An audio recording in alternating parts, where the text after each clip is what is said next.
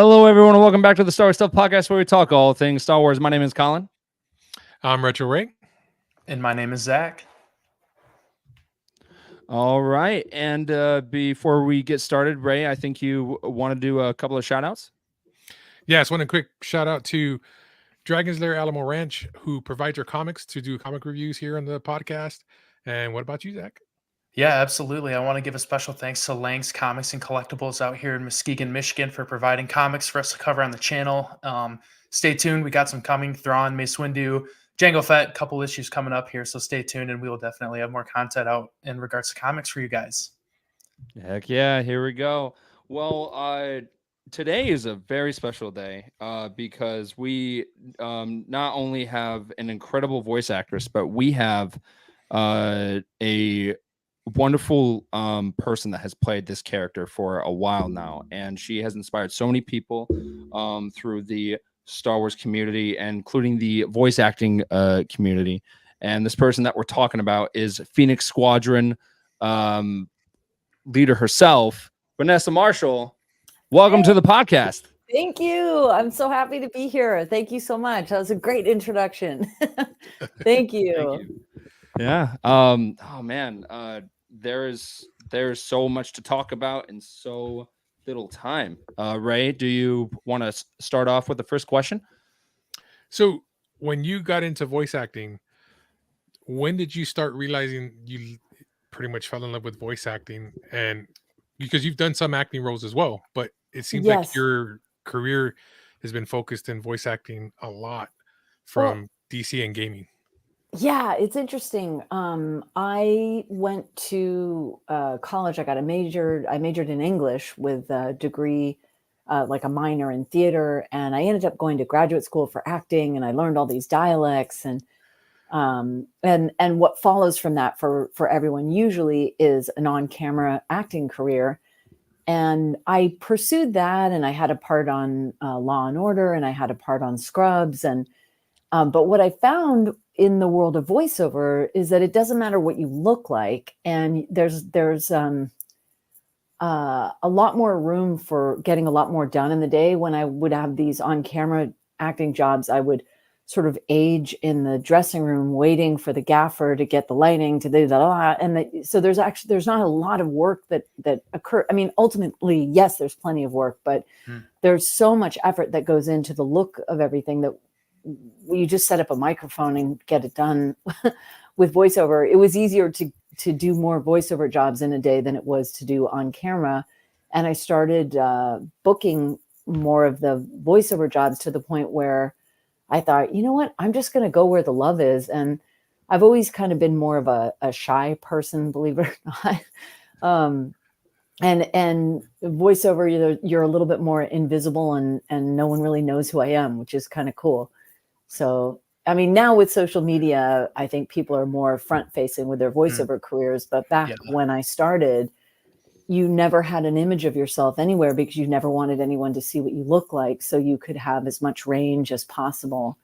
And,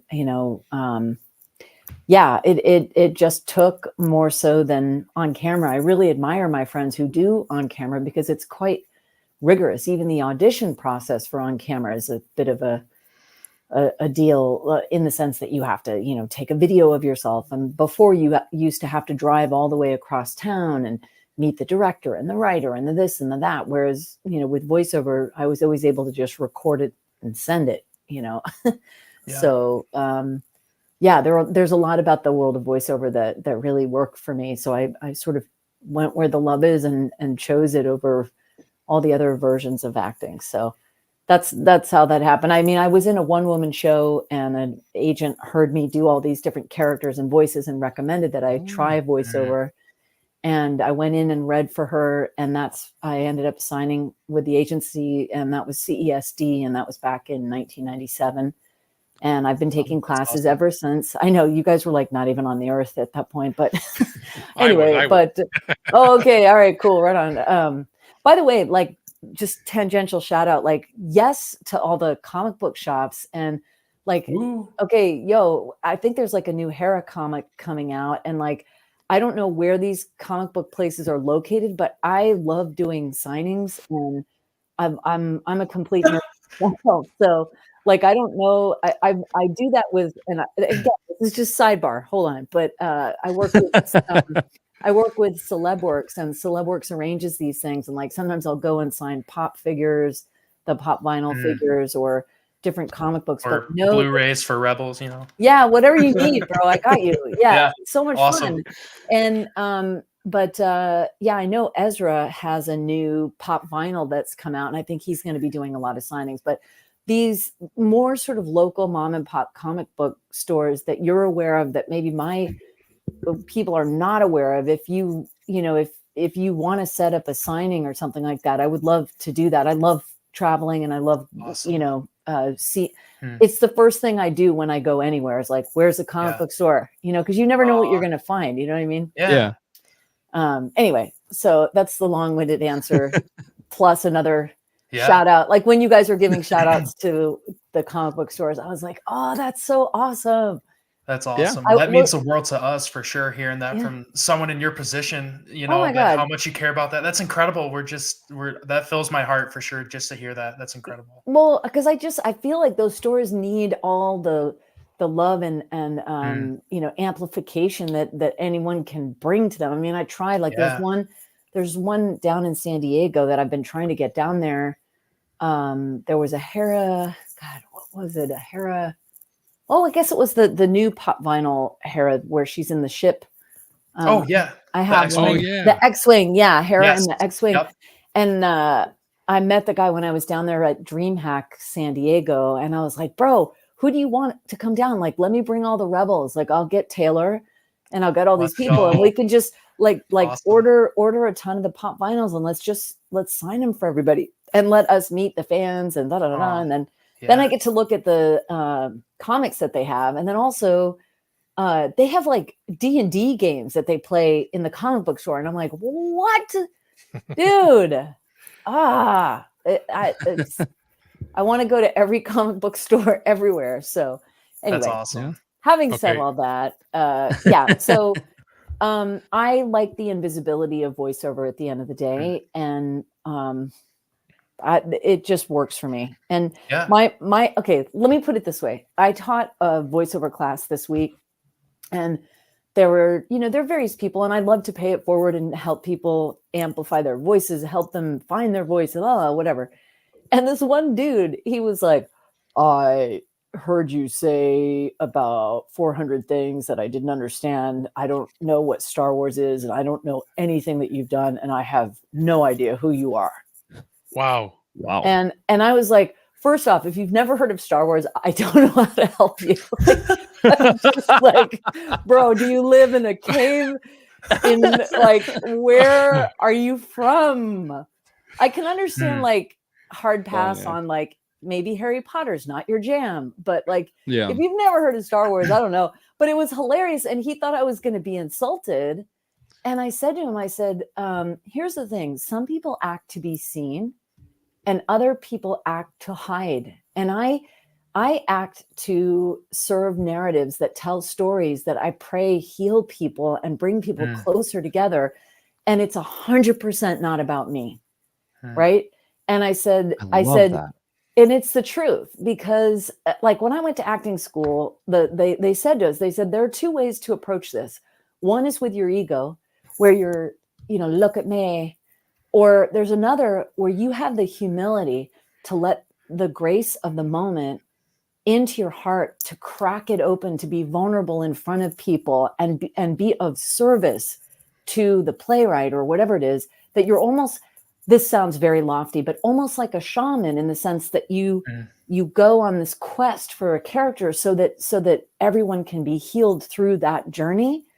That's not about, that's a service. That's not an egotistical operation. So I said to the guy, I was like, dude, you picked the wrong lady, because I'm not offended by that. I'm thrilled that you have no idea who I am. I prefer like that makes me happy that you don't know who I am. And I said, how can I help you? You know, like it's just interesting. In that moment, I realized like most people expect actors to want that sort of fame and glory and whatever else. I'm more concerned with whether or not someone's a good person. Yeah. You know Yep. what I mean? Wow. Wow, that's very Yeah. inspiring. That's awesome. Yeah. Well, really, at the end of the day, like, what does any of that stuff mean anyway? I don't know. I mean, titles, credits, or whatever. People forget them so quickly anyway. I think more importantly is like, what do they say? People are not going to remember how you looked. They'll remember how you made them feel. Yep. Yeah. Right? Hmm. So from that standpoint, that's kind of my goal. But anyway, God bless that guy. I'm sorry he's never Yeah. heard of Star Wars, dude. I'm like, wow. The good news is you have like the best of life is ahead of you, sir. Yep. That's so cool. Yeah. That's Anyway. awesome. Yeah. Go ahead, Zach. What you got for us? Yeah, no, well, I guess this kind of segues into my question a little bit, talking about the stealthiness that comes with voice acting. So, for some of our listeners who might not know, you have a second role in the Star Wars universe, and most of our questions are based around Hera, but Sure. I wanted to bring up this image Yes. with Gar Saxon and Rook Cast. Yes. So, Gar Saxon here on the left, for those of us who are watching on YouTube, was voiced by the late, great Ray Stevenson. May he rest in peace. Yes. And we Yes. have Vanessa here on the right for Rook Cast. So I just wanted to ask you a little bit, how is it being approached, or how were you approached for that role of Rook? Even though it's a smaller role, but Clone Wars coming back was such a big deal for people, and seeing your name in the credits was amazing. And it knocked my socks off when that was coming out over COVID, and it was just another layer of excitement for me. I don't know. I could go on and on, but I just want to hear more about that. Dude, my skull exploded. I got an Awesome. email. First of all, that there's going to be another season of the Clone Wars. I was like, I can die happy, Right? Yes. Right? And like, I don't even, oh my gosh, I was just dying. About as good as I felt when Asajj Ventress was, back from the dead in Bad Batch. I was like, Yeah. Yes. I Oh can't my wait. gosh. Cannot wait. I mean, Yeah. I'm like, it's like all is well with the world. But I got an email that said, they would like to offer you this role of Rook Kess. I was like, wait a minute, isn't that Darth Maul's minion? She's a chick with wait, really? And I remember when I saw Dave Filoni in the lobby, of course I was like, yes, I'll be there anytime, any day. Not to mention like Mandalorian for life. Like I've got the Mandalorian mercs. Like, I don't know if you can see, Oh, that's hold on. so cool. over Oh, sick. here. Wait, that right there is their plaque that they gave me under Chewie. Wow. That made wow. me an honorary member. Oh, and that's my high school yearbook photo. You can't miss that. I don't know how to show that to you. Let's Oh, go. I love the hair. Yeah, Love let's the go. hair. You know what? Okay, hold on. Sidebar. I think what I'm gonna do on my live stream on Twitch is I am going to cut my hair like that again, Awesome. live, bro. I'm going to embrace the mullet in real time, like on the channel. I don't know what day. I don't know. I have to figure out what is the most momentous day to like live the dream. Let us know. We'll be there. 100%. Yeah. Anyway, but yeah, so when I saw Dave Filoni in the lobby, I said, I can die now. And he was like, what are you talking about? And he's like, please don't die. And I said, no, a Mandalorian. I get to play a Mandalorian. I can die now. And he was like, he goes, I have a lot more planned for you. And I was kind of like, what else could there be? I have no idea what he's talking about. And I went on to do Tales of the Jedi and Little Hera and this and that, and who knows what else. I mean, there have been plenty of fun surprises, but for me personally, Sam Witwer is one of the most iconic voice actors in the world. I mean, Awesome. wait.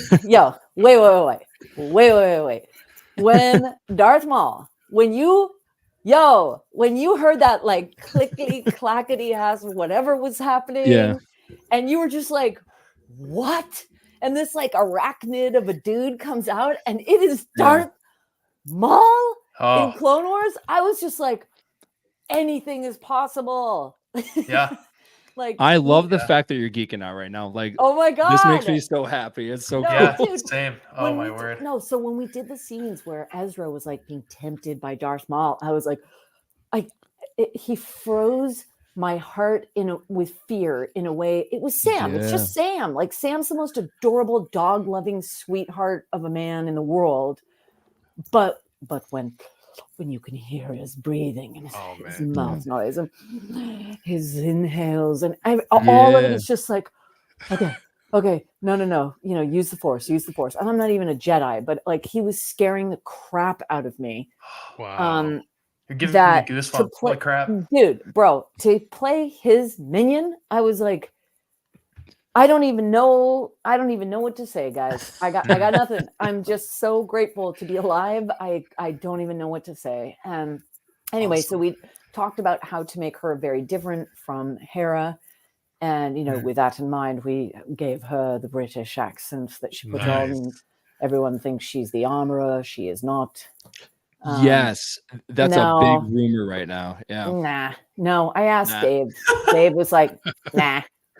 Yeah, All no. right, confirmation. There you go. I know. gonna Well, I say. thought it would be an interesting twist down the line, given Yeah. that she was aligned. Is it Crimson Tide? I mean, if you think about it, okay, Asajj Ventress could go great. She has Dooku, all that. I understand. But if she's going Yeah. with highest bidder, we could get her back to the Alliance. I don't know.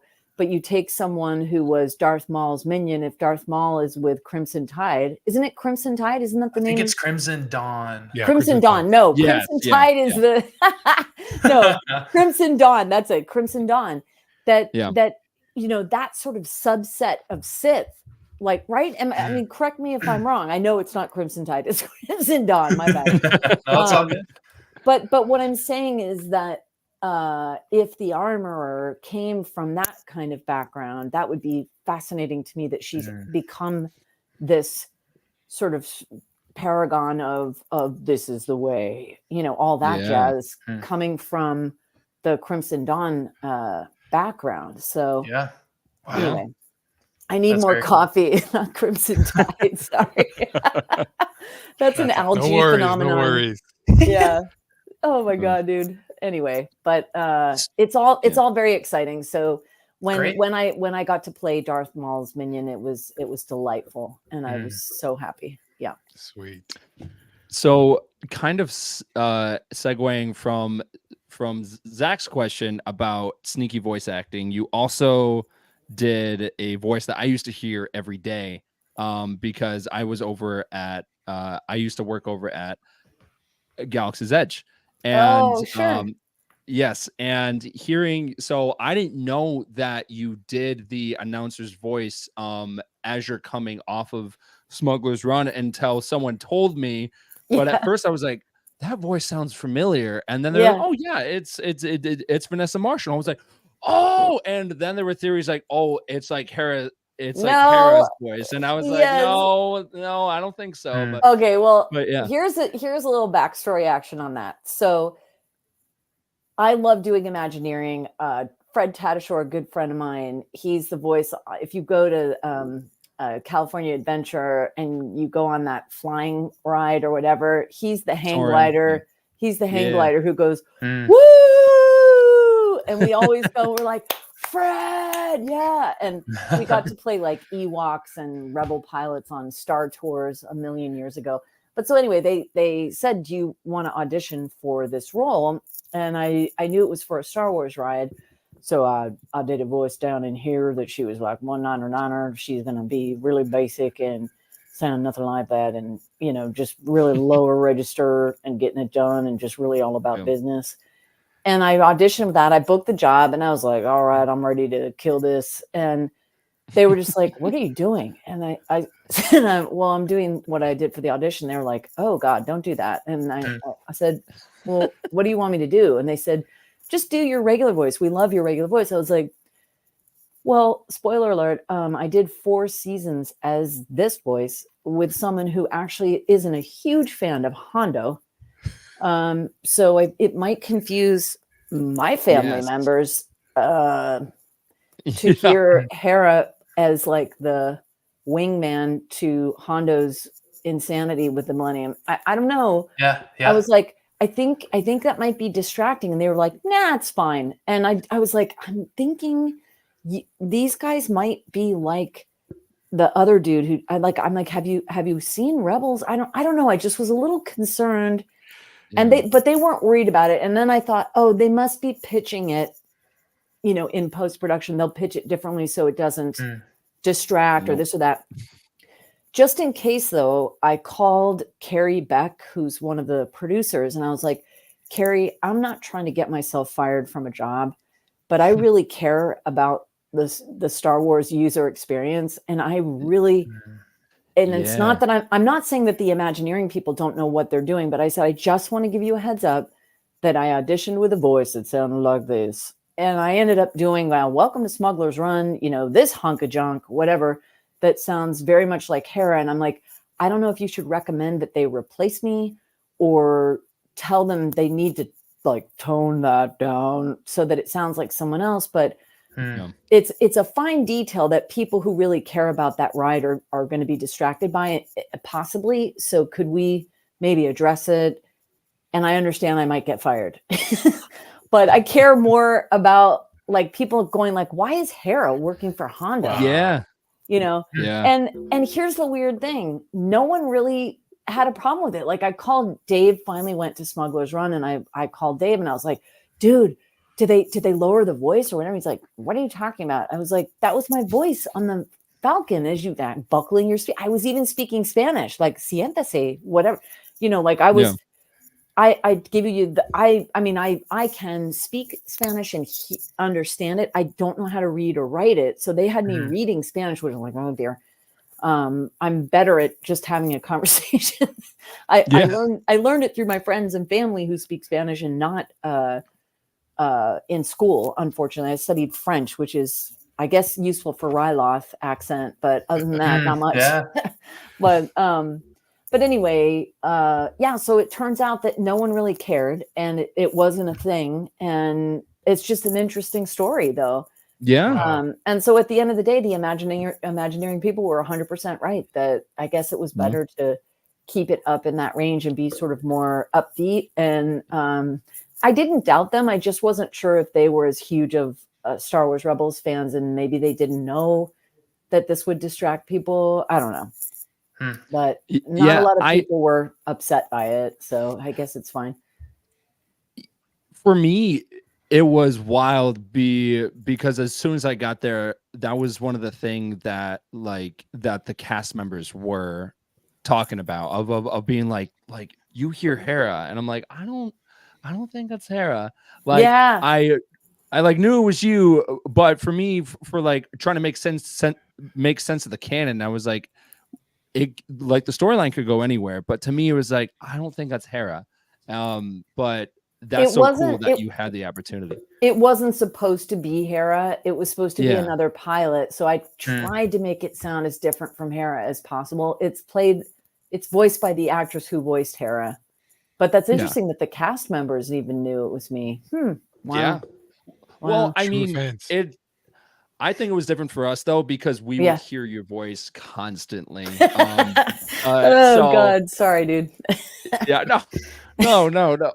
But yeah, no. Of just having that experience of being at Galaxy's Edge has must have been amazing and like voicing that. But have you had the chance to go? Like, have you had finally went. I finally went. I was with my best friend, and I was like, dude, that's me.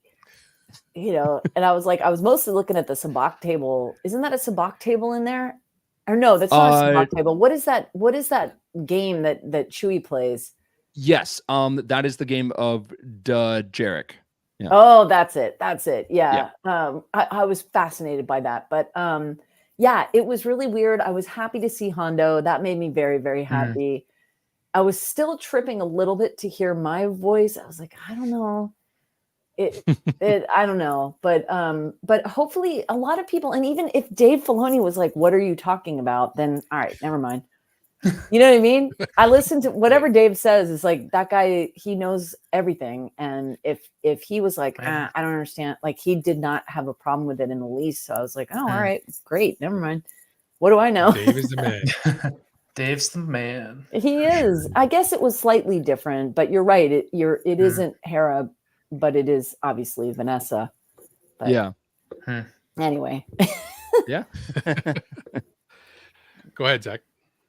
Oh, sure. I guess I got to meet one of your fellow Rebels castmates, Taylor Gray, last year.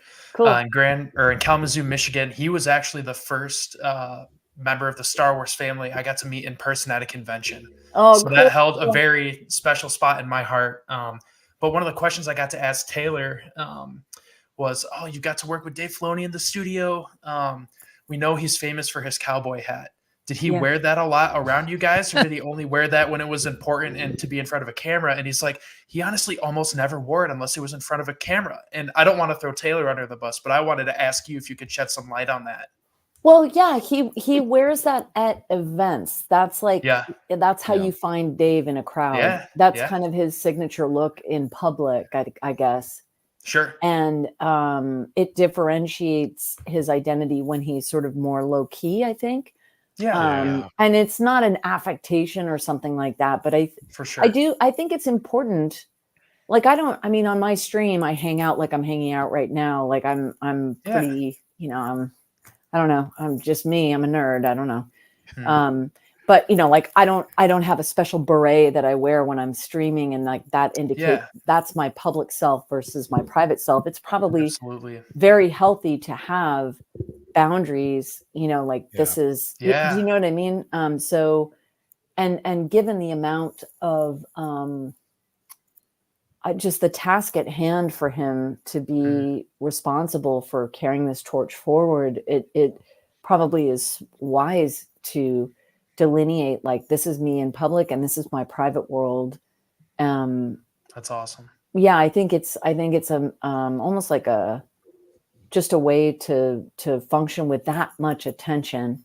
That when he puts on the hat, then he's willing to be visible, and when he doesn't have the hat on, he's not in sort of a public mode. But there's nothing there's nothing deceptive or or even off-putting about it. It's not like he's saying, talk to the hand, I'm in my hat. There's nothing like that. It's just that's when he's on and representing the franchise, I guess. Yeah, no, that's awesome, because obviously we perceive him as wearing the cowboy hat all the time, because like in interviews, you know what I mean? Because obviously we don't know him like you do. Maybe one day. I'm just kidding, but it's just cool to see that, and it's thank you for shedding light on it in the sense of you guys, you have your personal lives too, and there's things that we as fans got to be aware of and be respectful of, and no, thank you for wording it that way. That was awesome. Yeah, you know what? It's funny, Colin. I just had this other thought. Like, I had a friend who worked in Walgreens, and I was the voice of Walgreens for a long time. Oh, wow. Really? I would get these texts from her, and she would be like, yo, if you tell me that Wrigley's gum is $2.99 one more time, I'm going to tell you. Like, it's funny. It's funny to be friends with me because you end up feeling like, Sprocket, $2.99, great, Vanessa, please, like your job hazards. I probably heard the line, this ship is practically scrap metal over like 2,000 times. We got this here from one of our Facebook users saying the same thing. Absolutely. Yep. Yeah. Funny. So but oh my gosh. Anyway. So very, very important question. Sure. Hang on. When you were first cast as Harrison Dula, what was that feeling like? And did you realize the importance of the role that you were stepping into? And how did that shape your career going forward? Well, yes. When I auditioned for it, it was codenamed Project Wolf. Nice. There was a character, something Sandwalker or something like that, and I was like, that sounds like Skywalker. And I just decided to make it about the Rebel Alliance and my own understanding of that, because I could really plug into that and I care about it, And when I got a call back, I was like, oh, that wolf cartoon, great. I can't wait to do this family of wolves thing. But it didn't occur to me. And it's not that I didn't think like, oh, Dave Filoni, wolf pack, blah, blah, blah. It's not that I just never thought I'd be so lucky and blessed to have anything to do with Star Wars personally, that I just assumed there's no way this is Star Wars. There's no way. There's just no way, dude. Yeah. And then when I walked in the room and I saw a picture of a Twi'lek on the wall, and I looked over and I saw Dave and I saw Greg Weisman, that's when I kind of froze and I was like, okay, focus, like don't fangirl out and have a nervous breakdown and like stop breathing and just function as an adult right now. You're a professional. You went to school for this. You got it.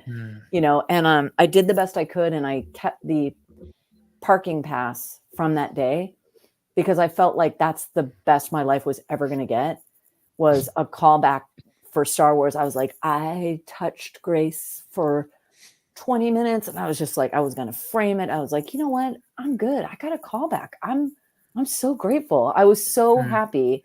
And then I found out it was between me and 2 other women, and that everyone had to agree on who gets chosen. And they did. Yeah. And I got it. When my agent called, she asked if I needed a paramedic because I was like hyperventilating. I was sobbing.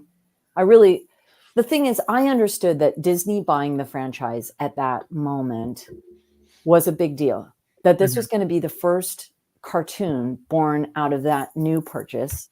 There's a lot of pressure. A lot of people were drawing pictures of like Mickey Mouse with, you know, like crushing Darth Vader, or I don't know, you know what I mean? There was a lot of skepticism. And I knew that there would be pressure on the storytellers for this first maiden voyage out. And I was honored to be a part of it and prayed that I would just do the best job possible. And I felt that I could count on my love of Star Wars and trust that. And when I walked in and I met Freddie is like way bigger of a nerd than I could ever dare to be, topped only maybe by Sam Witwer, but they're pretty on a par. He would never say Crimson Tide. That's what I mean. Do you know what I mean? Like, I'm a good person, and I literally want to wallpaper my soul with everything Star Wars. But sometimes my brain, like, I don't know, dude. Sometimes my brain just doesn't work right, and I can't remember exact things. Like, I was on someone else's podcast, and they were asking me like TK numbers for clones. I was like, bro, we're gonna have a problem. I can tell you what they made me feel. I don't know the numbers, buddy. It's not my strong suit. But I knew Freddie was a diehard fan. Tia wanted to learn as much as possible and was somewhat familiar with it. Obviously, she had just been in that incredible movie. She was dressed up as Princess Leia in the famous bathing suit outfit. Like, she's obviously aware of Star Wars. And Taylor had no idea what anything Star Wars was. And Dave was thrilled because he was going to learn about it in real time, just like Ezra did. Nice. That's so cool. So, yeah, but what I felt was that there was a level of reverence and care in this chosen group, in this what would become chosen family, and we were able to elevate it together. And there was a playfulness, and there was no hater energy. There was no, that's us, man. That was the announcement in 2014 at San Diego Comic-Con. That was a magical day. But anyway, I was just blown away by how well cast it was, in the sense that Freddie really was a Jedi to Taylor's Padawan energy. Tia is also a huge New York Giants fan. Sorry if you're a Cowboys fan. I pray for you. But just FYI, mad respect for anyone in the NFL, because it's a pretty dangerous game. I really love it. But Tia and I both love New York Giants. And so we were always like talking sports and, look at this Mandalorian chick, but we were I don't know. I was sort of like an older sister to her in terms of helping her with the Star Wars stuff. And Hera was very much the nurturing energy. And then Steve Bloom was a kooky, he was always making jokes. And in fact, this painting up here, it's created by an artist in the UK. I don't know if you'd ever seen, there's a stormtrooper with a banana as a gun. Yes. That's meant to celebrate their aiming prowess. And I ended up printing out shirts with the stormtrooper and the banana as a gun, because I was always feeding the people in the cast. If you're recording something and your stomach is growling, it's problematic. So I would make sure that everyone was fed. So I had like hard mom energy, even though I don't have any kids, but I am Italian. And if you're hungry, I can't relax. So, so I was always giving everyone bananas because they immediately stop the growling in your stomach. So it became like an inside thing.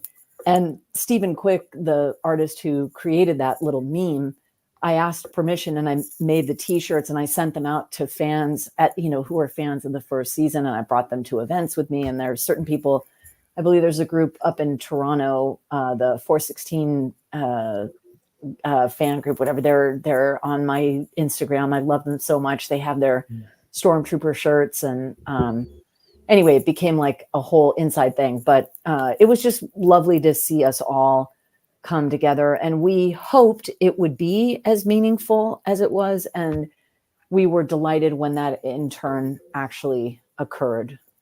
So I'm very grateful that our love of the franchise paid off.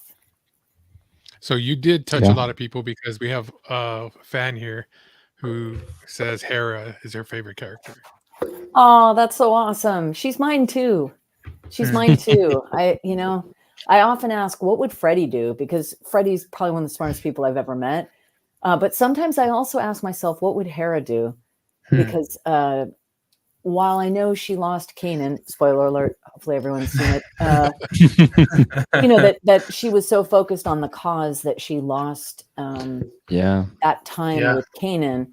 But at the same time, her ability to focus is something that I love. Her ability to bring out qualities in people that they didn't know they had. I love her ability to bring people together and help them know that they're loved, and that feeling of found and chosen family. It really inspires me. And in fact, it governs, half of what I do, even here in this live stream studio. Yeah, I'm really excited. My whole goal is to have fun and pay it forward. And I'm starting with my Women Crush Wednesday live stream. Yeah, it's at 5 p.m.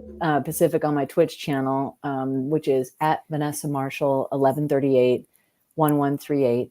And you can get more information on my website, vanessamarshall.com, about sort of my goals. And I support various charities while playing the video games that I voice alongside other voice actresses who are in the games with me. I had my first Galentine's Day stream last week with Gray Delisle. She was here. We tried to play Marvel versus Capcom, but unfortunately my controllers decided to freeze and be completely psychotic. No. Then I even had my friend's fighting stick, like huge thing. Even that wouldn't talk to the PlayStation. I don't know what happened, bro. I was very upset about it. But I'm learning, and next week I'm having Susan Eisenberg, who's the voice of Wonder Woman in Injustice 2. I play Black Canary's voice in Injustice 2. That's so cool. Yes. So I'm going to try. I really like the fighting games. I'm not a violent person. I am a martial artist, but I love Street Fighter. I love playing Marvel versus Capcom. There was no Cammy, which upset me, but what are you going to do? No. The voice of Cammy lives in Texas, by the way, so be on the lookout. Not to dox her. I think everyone knows that, so I'm not. But well, I got a question for you, since you brought up Freddie Prinze and Kanan. So, since Hera has Jason, what would Hera want Jason to do? Follow in her footsteps or become a Jedi? If he's force sensitive, probably become a Jedi. Okay. That was my question. I mean, he didn't get my Leku, so yeah. I don't know. I think he's going more on the other side of things. I don't know. Nice. I hope he's a Jedi, and I hope that I hope he can make a difference in that way. That would be amazing. Okay, so continuation to that. Would you want Ahsoka to train him, or would you want Ezra to train him? That's hard. I think I would choose Ahsoka for balance. Nice. Yeah. Ezra is a maverick of sorts, and he's lucky a lot. True. And now, not denigrating him in any way, but deal with me if Ahsoka, I guess, has some of the same story. I was going to say that, if everything went south with Order 66 before Kanan was a full Jedi, and he's taught Ezra, now Ahsoka left the Jedi Order, so one could say, she has a similar issue, but there's a level of discipline with Ahsoka that I think would serve Jason to balance things out. And then I could see him rolling with Ezra. Yeah, And I I think see that would Yeah. I think that would be a good combination, because Ezra flies by the seat of his pants and Yes. is perfectly executing everything, and it's astonishing how talented he is at times. And but I don't know that he would transmit the discipline that Ahsoka would. Yeah, I gotcha. Yeah. That's about right. Yeah, That's awesome. But I would hope that he did team up with Ezra so that he could learn some of that as well, because what Ezra has can't be taught in a way. No, you can't. Yeah. You know, Yeah. They would be a force Yeah. to be reckoned with if they were to team up together. that's what I'm saying. Mm-hmm. Wow. Mm-hmm. Zach? Man, these are so great, Vanessa. I just want to say thanks again. This is incredible. I Yeah, love dude. hearing all the little behind the scenes stuff that feed into the show that we all love, and it's just so great. But I'll try to carry on to this next question here. This is kind of a, I guess, if you can answer this sort of question, because there probably is a bunch of different answers you might have. Do you have a favorite moment as, I guess, you were in the booth recording for Hera with other castmates, or I guess something that you really enjoyed, I guess, while you were recording lines with the other Rebels crew? There were so many. There were so many. Yeah, I can only imagine. You know, I mean, I wasn't there for Sabine's lightsaber scene, but watching that was so momentous. Her work was beyond. You know, obviously I wasn't there for that. I know. I believe it's was it the trailer for the 4th season? Filoni had texted me what felt like a limerick of sorts, like there was this, there was that, and along came this and this and that. And he texted it to me when I was in the booth, and he said, "Read that." And I was like, okay. So I did. And he said, "Okay, delete it." And I was like, "Oh, okay." He said, "Show me your phone." I'm like, "Dude, it's deleted." And he said, "Okay, bye." I had no idea what that was. And then when I'm sitting in Celebration down in Orlando, was that 2017 or 19? 2017. Yeah. And then, you know, they lower the lights and they bring up, oh man, whew, like, whoa, you know, to hear that, I was like, this guy, like, what? I mean, the elegance of that gesture to, first of all, trust me with that moment of announcing the 4th season in that way was so deeply moving to me. And there were a number of moments like that. I mean, so okay, we had the season of the Clone Wars that came out where let's see, I think Qui-Gon is with Yoda, and they're like, and they're chopping it up, and I had like a million questions for Dave, and like we ended up hanging after.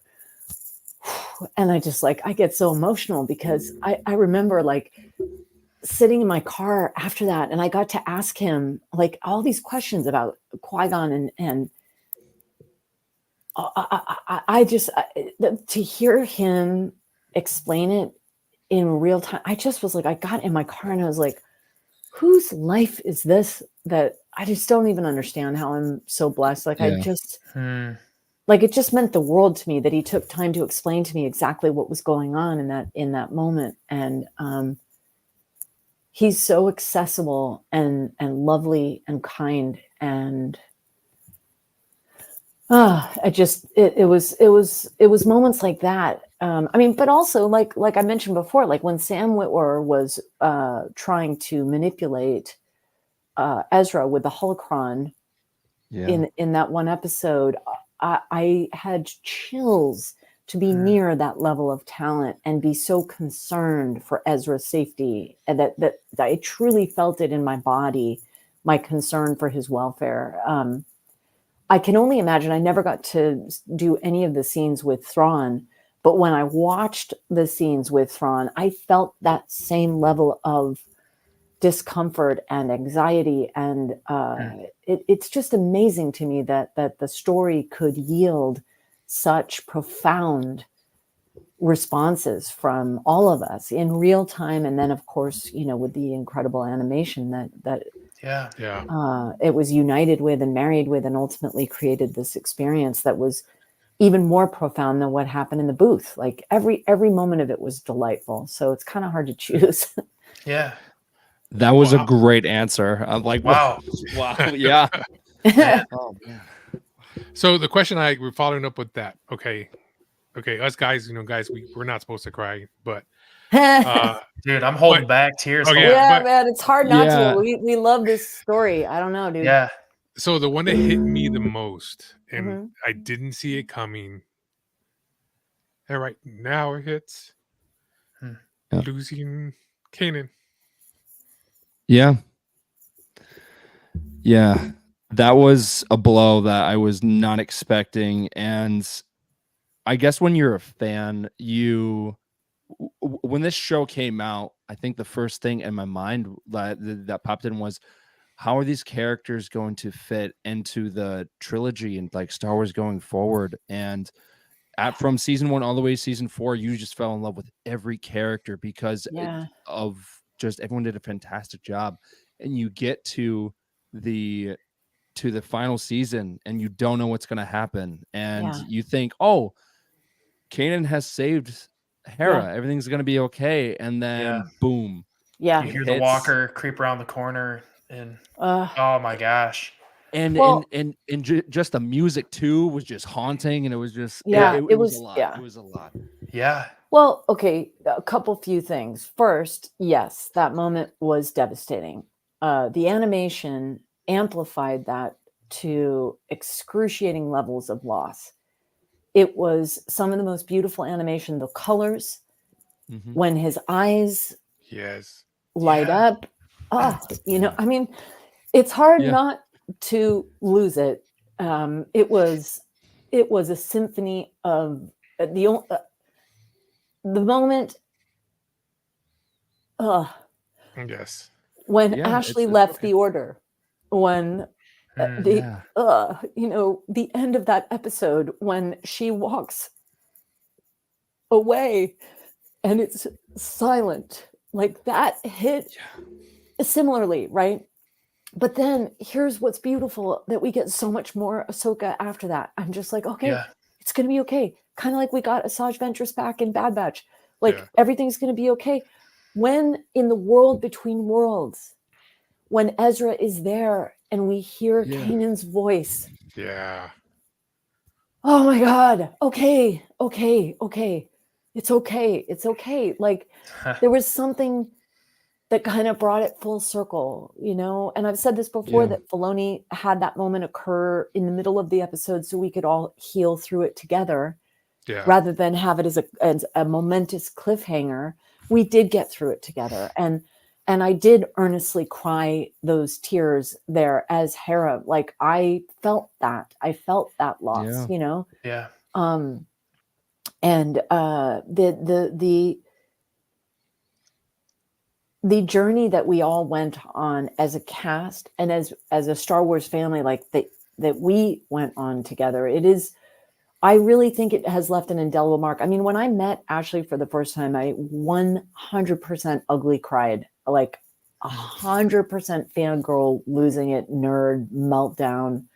Yeah. I couldn't help it, you guys. I tried to be professional, but I was just like, you know, she showed up to the first record session. She had gifts from her universe. I was like, who makes humans like this? Like, who is this? This is crazy pants. Like, she's giving me a gift. This is Ahsoka. Like, this is Snips, you guys. Yeah. You know, but just that generosity of spirit, and you know, anyway, I'm forever grateful to the Star Wars narrative for giving me opportunities to heal wounds of my own, and that we can all do that together, that they even have the wisdom and foresight to know that we can all be brought together through these stories is just supremely valuable. And you know, I'm just so grateful. I'm beyond grateful, you know. Yeah. I mean, look, Retro Ray, when you were trying to make this, we were trying to make this interview happen for maybe over a year, and Yeah. my dad had a medical issue, and Star Wars family is Star Wars family. And Yes. okay, fine. Maybe I need to wear a cowboy hat and not be so personal with people, whatever. But I know that as Star Wars family, I could say to you, yo, my dad is going to the hospital. He has to have an emergency operation. I would love nothing more than to talk Star Wars with you, but I need to be a good daughter right now. And you wrote back like, be with your father and take care of him. And if there's anything we can do, blah, blah, blah. I mean, like that level of caring, it's not just in the narrative. Like we connect and we have mutual respect for each other. And we're not guaranteed time here, but I do hope that I get to meet you guys in Texas and like 100% high five you. And like, I want to go to the comic book stores and, life is I'm so grateful for all these opportunities to connect with people in ways that matter.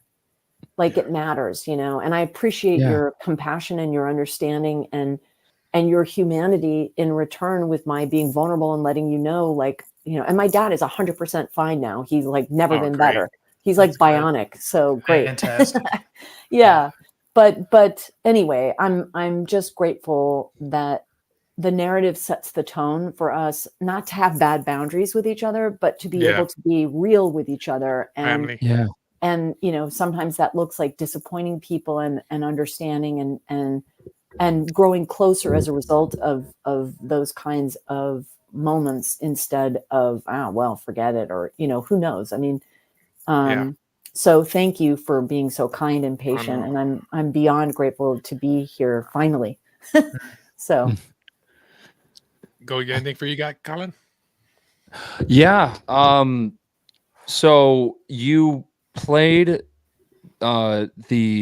this incredible role of Hera, and you kind of were playing this role of where her journey was kind of we didn't really get the origin of her story and everything. And then you have the show The Bad Batch. It comes out, and I was not expecting to really go to Ryloth, but all of a sudden there is young Hera with Chopper. And I was just blown away by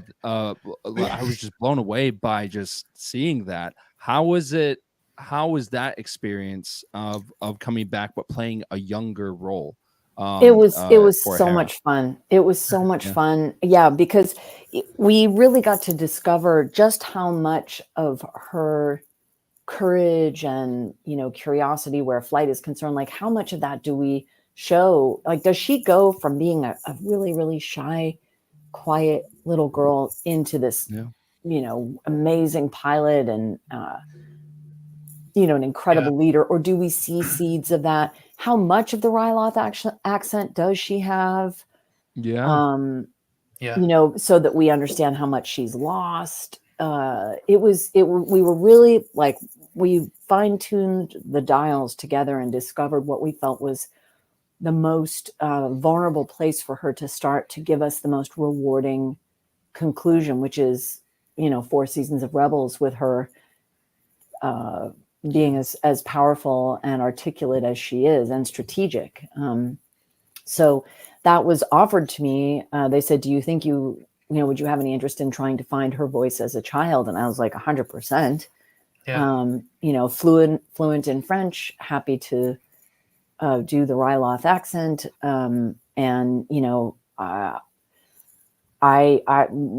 of my favorite arcs in the Clone Wars was the whole Ryloth story. So, to be born out of that and learn more about her relationship with her parents and how she came to discover flight, etc., was really just delightful. Nice. Yeah, that's really cool. And we got to see the Y-wing that Chopper was in when it crashed on Ryloth, if memory serves me correct. So I thought that was a really cool little tidbit. Yeah. There were a number of there were a number of moments that were very touching, I felt. Yeah. So we reached I'm go sorry. Go ahead. All right. So really quick, because I was always curious about this because of for those who don't know, Dave Filoni has done some of the voice lines for Chopper. Yes. Was Dave Filoni like in the booth, like with you doing those lines, going whoa, whoa, whoa, whoa, whoa, when you were doing it, or Never. was that No. like later? No, No. He did all those by himself. So Ah, I know. So when we had acting scenes where he had lines, we just skipped over them. You know, you just read them. It would Oh, it okay. would say wop wop wop wop wop, and then underneath in parentheses it said, "I'm not going to that thing," or Yeah. "I didn't do it," Wow, or that's whatever. so cool. So we got the subtext of the thing, Okay. and we would just Yeah. sort of read it and then say our line, and read his thing and say our line. Man. But for a long time, we didn't know who voiced Chopper at all. Oh, that's so Oh. awesome. Dang. Wow. Yeah. Wow. Man. That's crazy. Yep. Well, we reached a part of the podcast that you did mention Texas. I did And- indeed. Let's go. Yeah. So we're working with RetroCon in Dallas, Plano, Yeah. and Vanessa has an announcement to make for you guys. What do you got for us, Vanessa? Well, why don't you go ahead and make it? Because I mean, if you're allowed to say it, I don't want to. I'm Okay. not sure if I'm allowed. Are you sure this is cool? Yes, Because I don't it's know. Have they've announced it? as of we speak right now, as soon as this interview is over, Really? we are officially announcing that Vanessa will be in Plano, Texas, July 13th and 14th with Ahsoka and Taylor Gray. Taylor Gray. Ezra. All right. Yes. So, guys, if you have not heard about the convention, they are going to be there. You got to buy your tickets. Yes. Come down, meet Vanessa, get a chance. Will the comic books, the comic book place that you met, will they be on the floor? I'd love to meet them if they're there. Do you think No, they're in San Antonio, but Okay, I'm okay. actually meeting with them this Tuesday, and Okay. I'll see if maybe I'm gonna see if I can maybe have like a little table and have maybe by that time, if those comics are out, maybe try to get some comics for the comic book store there that you can sign Oh, for that'd be fans or so something. dope. Yeah, So we'll see that if would we be can do something like that. amazing. Yeah. And I've always wanted to go to Michigan. I'm going to Escanaba, Michigan, Okay. for something called BayCon. Okay. Great. April 21st, I believe it is. Sure. Sure. I'll be in Escanaba, but someday I hope to go to Detroit. I'm going to fly through Detroit, but Okay. Yeah. So if you go on my website, vanessamarshall.com, you can click on events calendar, and the events calendar will tell you where I'm going to be all year long. So Okay. hopefully all of them have been announced, Yeah. but Yeah. I never know what usually the event likes to announce it first, and then I'm allowed to post about it. So Okay. yeah. Well, it's official. Absolutely. It is official. It's from the official. convention. Yes. Awesome. I can't wait. Yes. Yeah. Amazing. You got anything else, guys? I think the last question I have is your personal opinion, not Hera's, because I think we all know what Hera would say, but in your personal opinion, is the Ghost better or is the Millennium Falcon better? Millennium Falcon. All right. Okay. Nice. Please, dude. Well, okay, so I talked to Pablo Hidalgo about it, and I asked his professional opinion, and he said it depends on what your needs are. Oh, true. That's cool. Very, very true. He said if you want to be more stealth and do more stealth operations, the Ghost may serve you better. There's an issue of the gunneries are different depending on your fighting power that's needed. He said they accomplish different things, but look, I'm OG Star Wars fan, and I'm $100,000 gonna bet on the Falcon. Sorry, bro. Yeah. Yeah, I just Nice. I don't know. There's just nothing like it, as far as I can tell. Yeah. Sweet. Absolutely. Well, there you go. Shout out to Crimson Dawn, not Tide. That's so cool. Yeah. Well, Vanessa, thank you so much for taking the time and really nerding out with us. And yeah, dude. This was great. And honestly, it has been an absolute pleasure. Yes. So from all of us, I think it's everything. May the force be with you. Always. Always. Always. Thank you.